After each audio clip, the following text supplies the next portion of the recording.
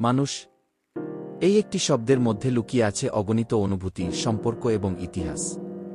আমরা মানুষ, আমাদের সৃষ্টির এই মহাবিশ্বে সবচেয়ে জটিল জীব।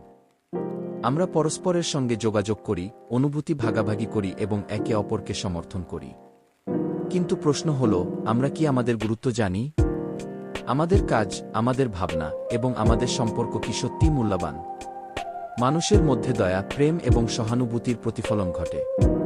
আমরা যখন একে অপরের দিকে সহায়তার হাত বাড়াই, তখন আমরা পৃথিবীটাকে আরও সুন্দর এবং সুখী করে তুলি। তবে আমাদের দায়িত্বও আছে।